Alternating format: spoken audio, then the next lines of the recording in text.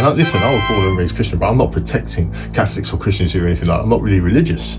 I'm one of them people that say I'm not religious, I'm spiritual. And yeah, you can wash it off like the conspiracy. Oh, here's the conspiracy theorist. They're trying to do that to the same thing. It's a real thing being spiritual but not religious, you know. Trust me on that.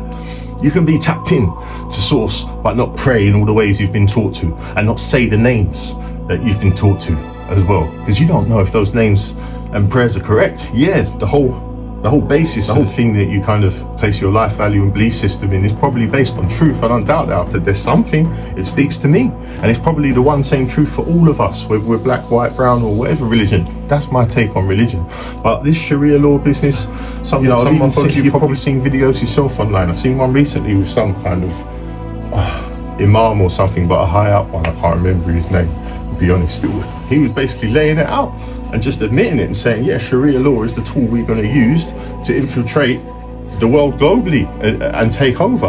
And he was saying, we used to use the sword of truth literally and behead people and use violence, but now we use the sword politically by influencing and changing laws and legislations in favor of Sharia. Because there's a history of countries enacting Sharia law before they was overthrown, as I said, if you look back.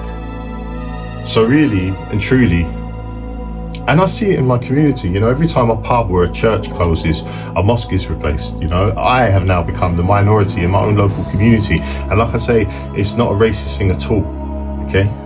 I enjoy it, people of different cultures, I genuinely do. And if I see a migrant even now, I'm not stupid enough to think this migrant crisis is all migrants and go out there and start trying to bad up migrants when I see them and that. No, do you know what I mean? Probably in the majority, the rapings, the stabbings and that, they're prevalent. It is happening, but probably in the majority of that migrant community, they're just people seeking better lives, good people. And if I meet a migrant in the street, I won't let that minority element influence my energy and actions towards them.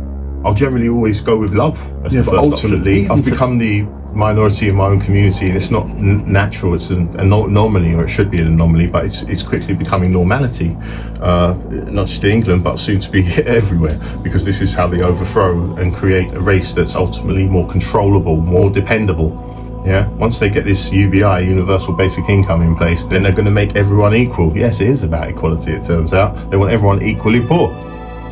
Okay?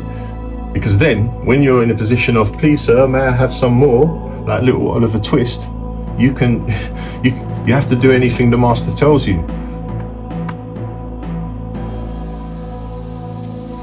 In order to get your money to live, to eat, just to transact in the world, to travel, to everything. That's where it's going. And they may have not openly admitted it, but we can see it in massive red flag, isn't it, really, when you see carbon credit scorings on food packaging.